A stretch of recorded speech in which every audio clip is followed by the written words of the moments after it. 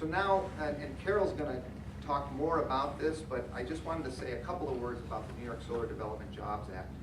The first one is we need to pass this bill. I don't think it's perfect. We need everybody in this room to get behind Carol and what she's leading down there at the Capitol and get this bill passed. It's a ramp to 5 gigawatts. You know, granted, Germany would install 5 gigawatts in about 7, 8, 9 months. And this is from Vote Solar's website. You can go check it out. 20%, 1 gigawatt goes to small retail. 25% is currently slated to be owned and operated by the utilities. Another 25% is termed flexible wholesale retail. It's not totally clear exactly how that would be implemented. And then there's retail of any size, the remaining 30%.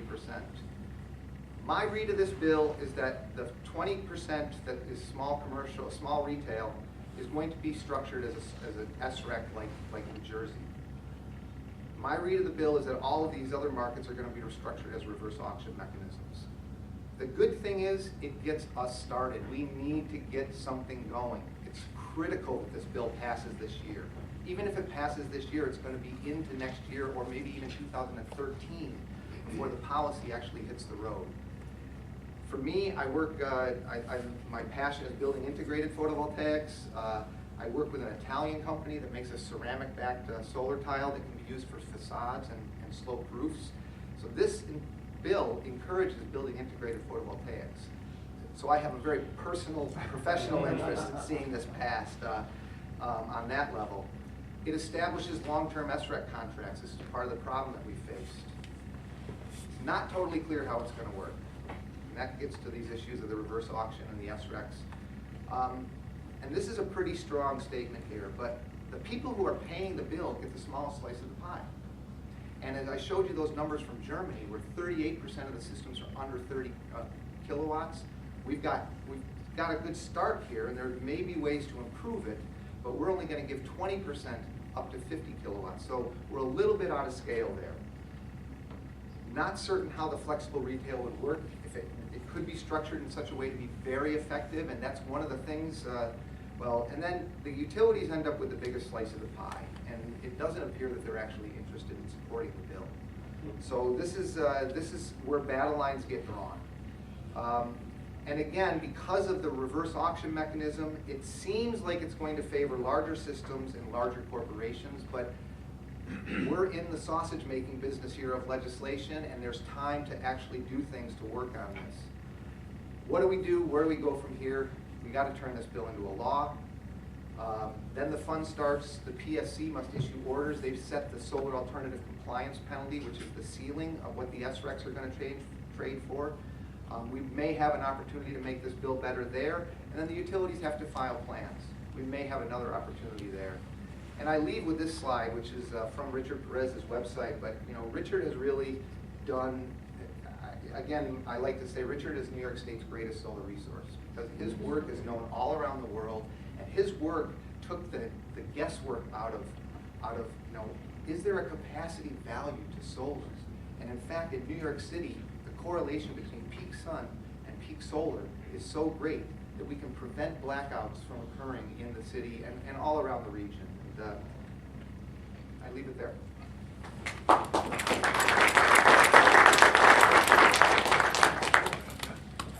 Thank you, Tom.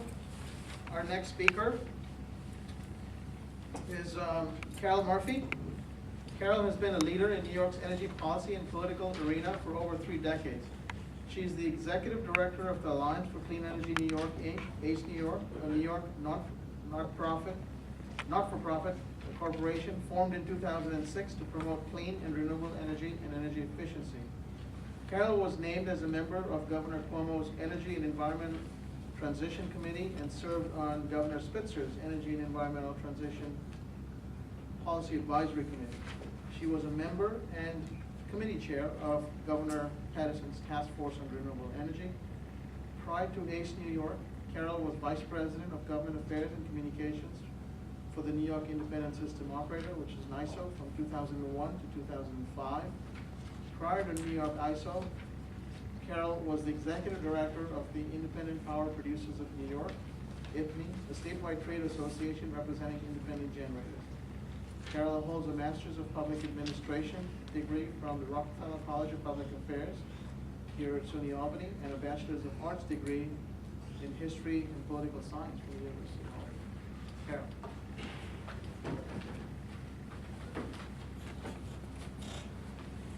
Thank you, Pradeep, and it is a pleasure to be here at my alma mater.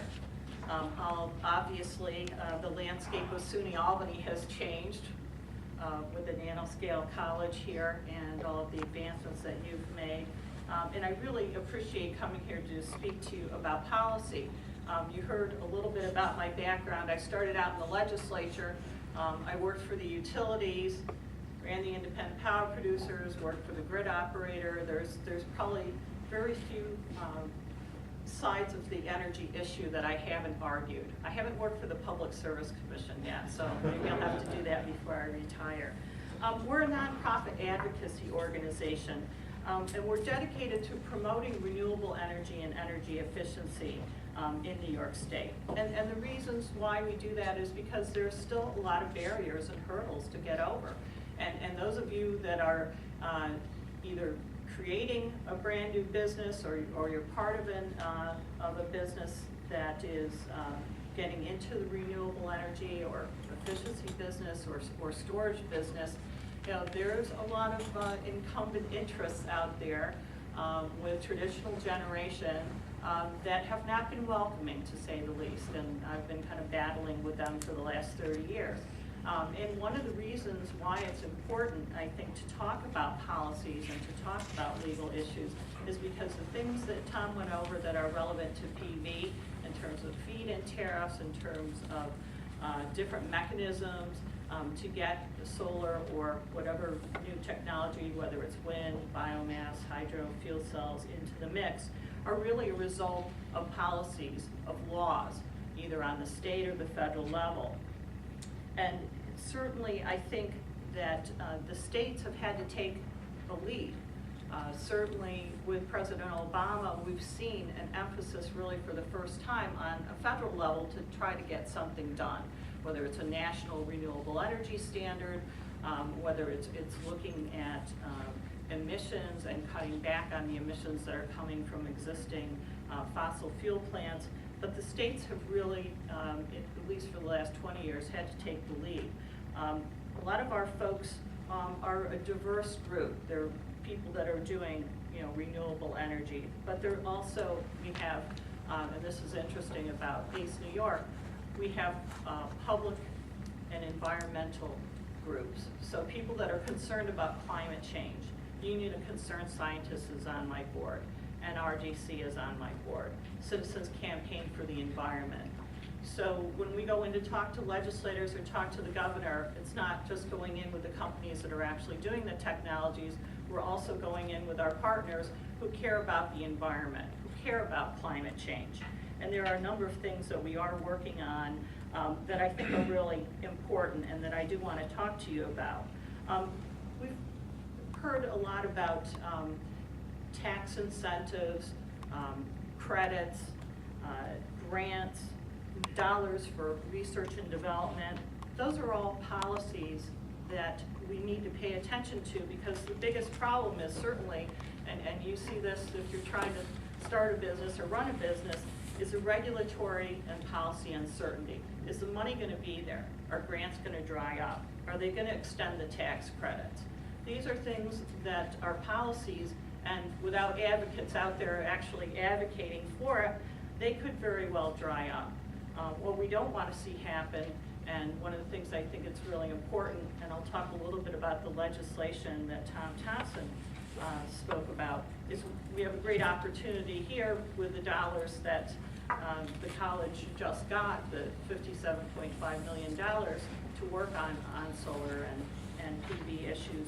But with all of those dollars, and hopefully with the great results that will come from it, if we don't have a marketplace here in New York, when it comes time to actually make something or sell something, we may very well be shipping those jobs and investment out of the state, and that's what we don't want to have happen. So I think it's really important to get the right mechanism in place. We have some good programs that are working now, and you'll hear that from Frank Murray. But that doesn't mean that as technologies change, as the costs come down, as new products are developed, that we don't need to change some of those policies so that we can actually get some of those deployed. We need to get steel in the ground, we need to get PV on the roofs, we need to do more. Looking at what the policies have been, it really makes me mad when people say, oh, well, that green energy, we're heavily subsidizing it. The fossil fuel industry has been getting federal subsidies for years and years.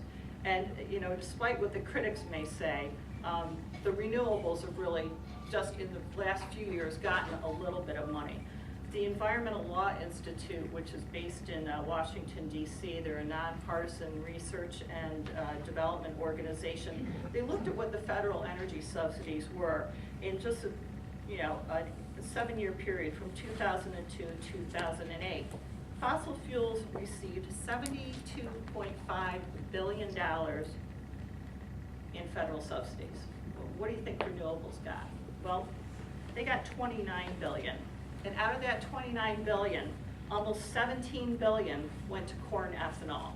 So everybody else got the rest of that pie. To me, that's just astounding. So, talk about federal subsidies. Certainly, we have a long way to go to catch up with the folks on the fossil fuel side, and I'm not even counting what the nuclear industry got. One of the things that is important too, and I know there are a number of ways that you can slice and dice doing subsidies or incentives is what I like to call them rather than subsidies to get renewable energy and energy efficiency kick-started, to do the important R&D, to get money out to companies that are startups that are creating new products and services. A lot of legislatures have actually put in a legislative mandate. We did a little differently in New York State. We did it through the Public Service Commission, through a whole series of meetings with stakeholders to say New York has a 30% goal of getting their energy from renewables by 2015. And then we have a 15% reduction through energy efficiency in our energy use, again, by 2015.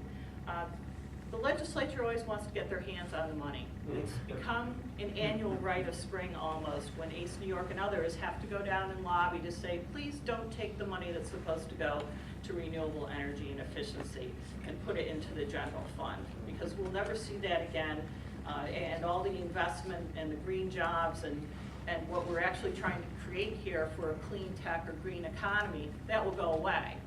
If people say, well, gee, I don't know, is there going to be money this year? Is the legislature going to take it? So it's a little bit harder when they haven't created the program to try to get their hands on the money. So it's something that we have to fight every year. I talked a little about existing laws and existing programs like our RPS program. And the exciting piece of legislation that we are working on right now, which is the Solar Jobs Act, and I'll give you the bill number, and certainly I think through Pradeep we can get information if we're going to be collecting a lot of memos, and it would be really great to have the business community in support of that. It's got bipartisan support in both the Senate and the Assembly. It's Senate 49178 by Senator Maziarz in the Senate, and Assembly 5713 by Assemblyman Engelbright from Long Island in the Assembly. And it would set a solar target of 5,000 megawatts by 2025 and require the utilities and other load-serving entities, so it would be the New York Power Authority, the Long Island Power Authority, Green Power Marketers, to purchase these SRECs, these solar renewable energy credits. Power purchase agreements would be in place for 15 years, which certainly gives you a nice way to finance. The utility ownership piece, I would say I'm 100% that's coming out of the bill. It didn't really get us anything. The utilities didn't support it. So the rest of the pie would be redistributed, and also the size of the carve out for kind of that residential commercial section that Tom talked about, where they're really kind of getting the smallest piece of the pie. That will change too.